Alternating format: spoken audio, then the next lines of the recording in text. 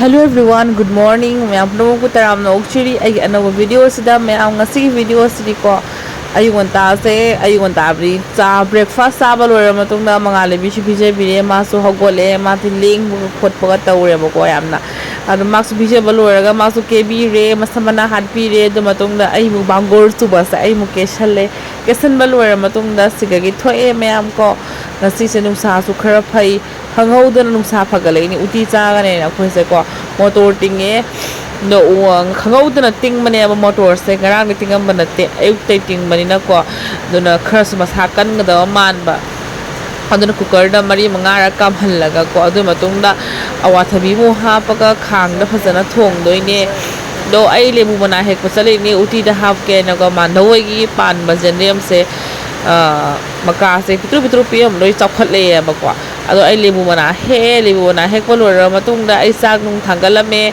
ado ga ai una uti thong bodo ai cooker ke ka de ka me no matung da mana sok tawre ge ai na ko mai lak pa se ko mai sung lak tra ba ngasi se ko ado na theng e sak lor ga oina ai fi su re ba ko fi su ya mani na ko khara dry to thok tra ri weather se ko kang bangam ga da ba nung sa khu sa su oi da ba ko marak sarak ne ba ko thandang marak se nong sati na ta bani na sumaina khara tawre ba ko mai su ga tang nungai ta ba ado matung da ko ai se fi nung su do ko do fi do tingat na za me ba ko mga handang marak fi sati na za me hai kana de no go su ba siga ado matung da mayam chak sa dring ei mamang da mga libis se il thok fi re ma fresh oi ma sa se yongo ado mga libis se no mo no magi musalai da ke rom taw yi wa do smain tawre mak sa kebi khot pi tawre do matung da ma sa gujar age haina putho e ado mayam ko ngasi ki vlog se ko just ai daily life routine hai ta re ko mayam ko do maina oi re ko ado mga libis se nga hak smaina sana re ma se do matung da khoi putho ga mga libis sak it bi re mak gija balor ga mo ai sa re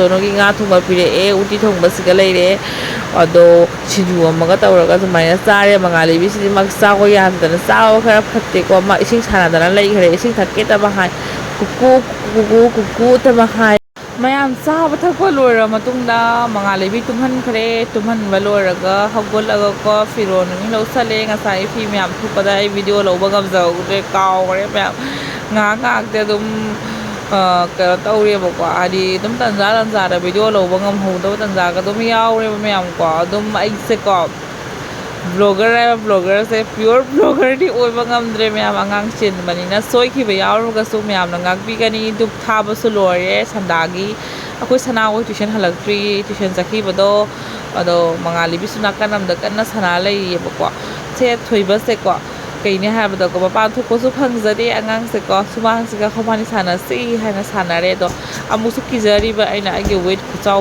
ka na an ta tuition gi ta ngai ri crew tek ko da ko ado amu su ki jara i ba ko ma ado thoi ba su ko mari mai but ka tong san na lore mo za ga option na ko ma pan thok ko di phang jara mani na mai ready and lai jara sana jari kana nong ta ba gi sumang khara kai ba ga ma ki but na khara kai ba ga taw da ko dum angang ki su ko sana ni lu ba za ko bani na ko dai to e thoi ba se kana ga sana i ha da ko sana bi tunu do adu ga sana do ni ma na ba gum na ko ado smai tawraga dum thanda ba se hau gare ba mayam ko akoi da lai se akoi prithvi se ga akoi mioi ba na lai se lila sana ba gum mani ba lai se ko akoi na puri ba role se makhan gi role li mayam smai na taw na sa ba thak ga smai tawraga puchi se hau dro ba khang din mayam ado smai taw na ko nung thin hai ba nung thin se hau gare thanda ta sale am ko thong ba thak gi matam yore thong ba tha ni isa ga chela bani na mayam ai sri bozau bi ma le dress kan nan bu su ngam de mayam on su alang ba sa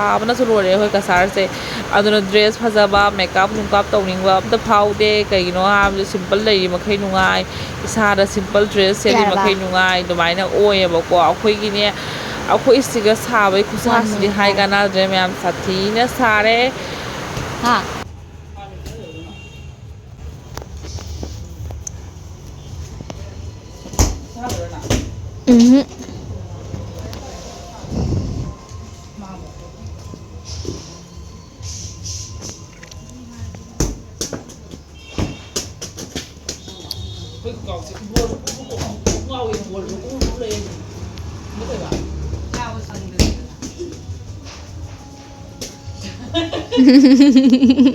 Turam ni.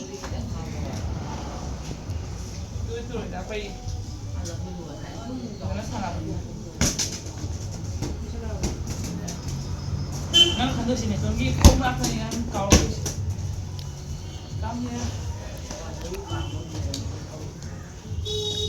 ꯋꯥꯔꯦ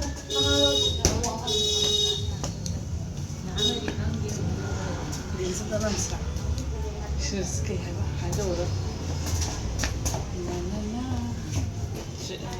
ꯍꯧꯖꯤꯛ ꯌꯥꯝ ꯇꯧꯅꯩ ꯃꯥꯒꯤ ꯂꯥꯏꯗꯨꯛ ꯊꯥꯕ ꯂꯣꯏꯔꯦ ꯑꯗꯨ ꯃꯇꯨꯡꯗ ꯃꯉꯥꯂꯩꯕꯤꯁꯦ ꯗꯨꯗꯨ ꯈꯤꯇꯪ ꯄꯤꯊꯛꯑꯒꯦ ꯉꯁꯥꯏꯅ ꯍꯧꯒꯠꯂꯒꯗꯤ ꯉꯁꯥꯏꯅ ꯆꯥꯈ꯭ꯔꯕꯅꯦꯕ ꯃꯥ ꯑꯗꯨ ꯋꯥꯔꯦ ꯉꯥꯏꯍꯥꯛ ꯁꯥꯟꯅꯔꯨꯕꯒꯤꯀꯣ ꯑꯗꯨ ꯃꯇꯨꯡꯗ ꯑꯩꯈꯣꯏ ꯆꯥꯛ ꯊꯣꯡꯕ ꯃꯇꯝ ꯌꯧꯔꯦ ꯃꯌꯥꯝ ꯅꯣꯡꯃꯁꯦ ꯍꯧꯈꯤꯕ ꯈꯪꯍꯧꯗꯦꯀꯣ ꯑꯉꯥꯡ ꯆꯦꯜꯂꯒꯅ ꯍꯦꯜꯂꯤ ꯈꯪꯍꯧꯗꯕꯁꯦꯀꯣ ꯍꯥꯟꯅ ꯑꯉꯥꯡ ꯌꯥꯎꯗ꯭ꯔꯤꯉꯩ ꯃꯇꯝꯗꯗꯤ ꯑꯗꯨꯝ ꯃꯇꯝꯁꯦ ꯑꯗꯨꯝ ꯀꯩꯅꯣ ꯇꯧꯈꯤꯑꯕꯀꯣ ꯑꯗꯣ ꯍꯧꯖꯤꯛꯇꯤ ꯄꯨꯔꯥ ꯃꯇꯝꯁꯦ ꯍꯧꯈꯤꯕ ꯈꯪꯍꯧꯗꯦ ꯑꯗꯨꯝ ꯁꯤꯜꯂꯨꯔꯒ ꯍꯥꯏꯔ ꯑꯗꯨꯝ ꯃꯇꯝꯁꯦꯀꯣ ꯏꯁꯥꯒꯤ ꯀꯤꯌꯔꯒꯁꯦ ꯒ꯭ꯌꯥꯟ ꯃꯦꯟ ꯇꯥꯗ꯭ꯔꯦꯅ ꯃꯌꯥꯝ ꯑꯗꯣ ꯅꯨꯡꯗꯥꯡ ꯋꯥꯏ ꯀꯩ ꯌꯦꯟꯁꯥꯡ ꯊꯣꯡꯗꯣꯏꯅꯣ ꯍꯥꯏꯕꯁꯦ ꯌꯦꯡꯍꯜꯂꯛꯀꯦ ꯃꯌꯥꯝꯗ ꯐꯖꯅ ꯍꯥꯎꯅ ꯊꯣꯡꯒꯥꯏꯔꯒ ꯈꯔ ꯉꯟꯅ ꯆꯥꯔꯒ ꯉꯥꯡ ꯇꯨꯝꯍꯟꯈꯤꯗ꯭ꯔꯣꯕꯅꯤ ꯈꯔ ꯉꯟꯅ ꯍꯥꯏꯕꯁꯤꯒ ꯑꯗꯨꯝ ꯆꯠꯈꯤꯕ ꯃꯇꯝꯗ ꯈꯪꯍꯧꯗꯕ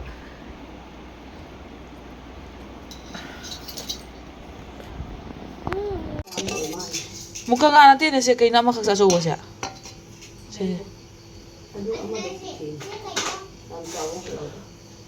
ꯑꯣ ꯑꯁꯤꯁꯨ ꯃꯨꯛꯀ ꯉꯥꯔꯕꯁꯦ ꯑꯩꯅ ꯍꯥꯏꯗꯤ ꯃꯨꯛꯀ ꯉꯥ ꯉꯥꯛꯇꯅꯤꯅꯦ ꯁꯤꯁꯦ ꯃꯨꯛꯀ ꯉꯥ ꯑꯆꯧꯕꯔꯣ ꯁꯦ ꯌꯥꯝ ꯆꯥꯎꯋꯤꯅꯦ ꯄꯋꯥ ꯑꯃ ꯂꯧꯍꯧꯔꯤꯔꯣ ꯁꯦ ꯀꯌꯥ ꯂꯧꯍꯧꯔꯤꯅꯣ ꯂꯨꯄꯥ ꯀꯌꯥꯗ ꯄꯋꯥꯗ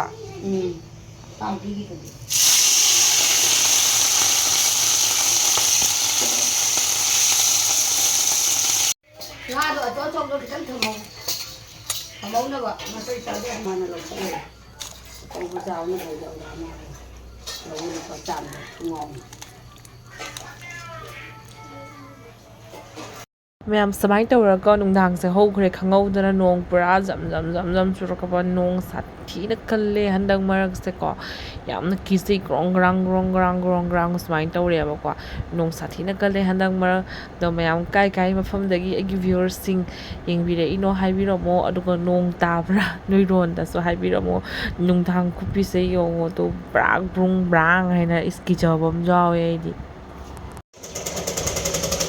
ꯁꯤꯁꯦ ꯃꯌꯥꯝ ꯃꯉꯥꯂꯩꯕꯤꯁꯦ ꯃꯥꯏ ꯃꯁꯝꯁꯦꯀꯣ ꯑꯣꯂꯥꯡꯕꯅꯤꯅ ꯍꯨꯃꯥꯡ ꯂꯩ ꯑꯆꯧ ꯊꯣꯔꯛꯑꯦ ꯑꯗꯨꯅ ꯃꯔꯨ ꯀꯣꯛꯄꯤꯔꯨꯔꯒꯦ ꯄꯨꯄꯨ ꯂꯥꯛꯑꯦ ꯄꯨꯄꯨꯒ ꯆꯠꯂꯒ ꯄꯨꯄꯨꯅ ꯐꯥꯔꯒ ꯀꯣꯛꯍꯟꯗꯣꯏꯅꯦ ꯅꯠꯇ꯭ꯔꯗꯤ ꯌꯥꯔꯣꯏꯑꯕ ꯒꯥꯔꯤ ꯇꯣꯡꯉꯨꯔꯣ ꯄꯨꯄꯨ ꯂꯥꯛꯇꯦꯗꯤ ꯇꯣꯡꯉꯨꯔꯣ ꯆꯣ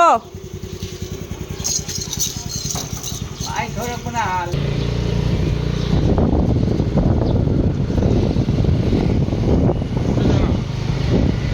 ꯐꯖꯅ ꯃꯥ ꯇꯣꯡꯉꯤꯕ ꯀꯣꯜꯂꯤꯔꯥ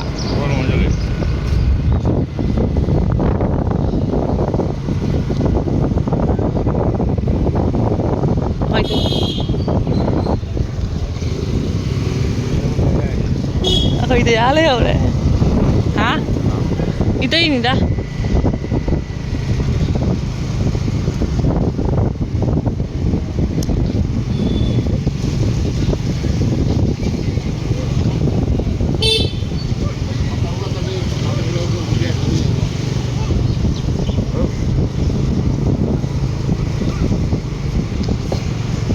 ꯀꯗꯩꯅ ꯄꯄꯥ ꯈ꯭ꯔꯣꯛ ꯂꯥꯎꯏꯗꯣ ꯆꯄꯜ ꯀꯅꯥꯝ ꯊꯍꯧꯕꯗꯤ ꯅꯠꯇꯦꯗ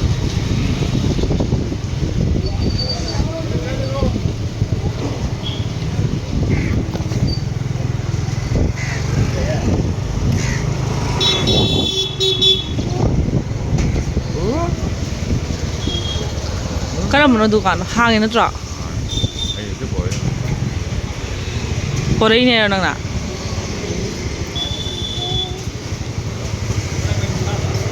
ꯂꯥꯛ ꯀꯨꯝꯊꯔꯣ ꯂꯥꯛ ꯁꯤꯒ ꯀꯣꯛꯇꯣꯏꯅꯦ ꯑꯩꯈꯣꯏꯁꯦ ꯊꯥꯏꯅꯒꯤ ꯗꯨꯀꯥꯟ ꯁꯨꯃꯥꯏꯅ ꯈꯔ ꯑꯦꯛꯁꯄꯤꯔꯤꯌꯦꯟꯁ ꯂꯩꯕ ꯁꯤꯅꯤꯅꯦ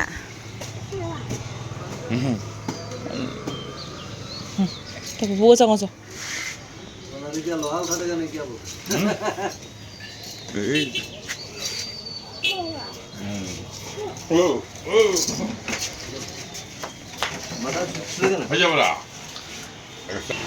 दादा ब्लेड चेंज करो Kapoka. Tawno, nangno. Hꯧzik masak fazaraba yengo. Maru kokpa loibai ORS thai kappada loire. Yengini onthorong ne. Masai masak masana ujadri ma.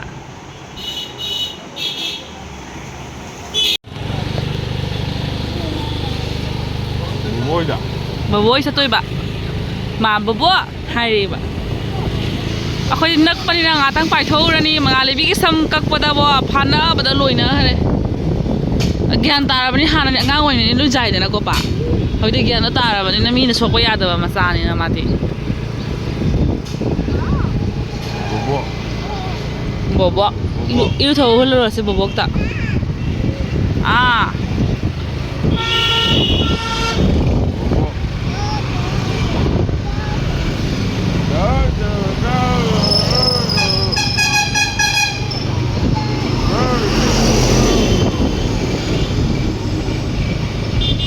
Kali puja lagi papa saya.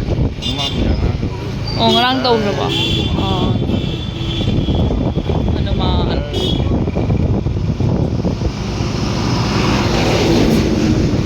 Si Sitaram kau ira. Ah. Wala mada Sitaram ay. Oh Jai Sitaram ay na. Mati Sitaram pamda man na ko.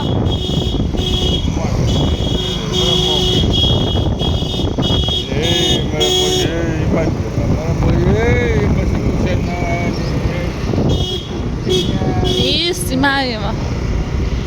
Talaga ito ba? Kay mas na ngatang masusi buhaw na rin nung ay tiyan. Jengene.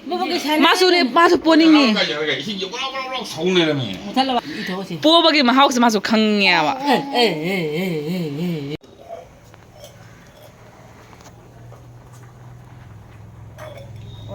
On taw ta. Maru ko ba yang kanga. Asa thauga nanji hige. Loi nan dora masa ko. Không nó vẫn nào luôn này. Lối thì đuôi sinh cả. Chắc chúng nó mà cầm được lấy. Cô ba tụi này thắt hết nan của bà xe. Y thuộc phong cái đồ cái đó. Phải giấy. Anh nà lo đấy đó. Mà nín bỏ. Phải giấy he, mà ngài lại bị phải giấy. Maru ko makuk ta ngara mani. Fajar lo re. Zara ba ta. Iroma fulle ba ko. Do sise bora taw do ne. Bora taw ba se ayam ta hana. Kan taw gi ke.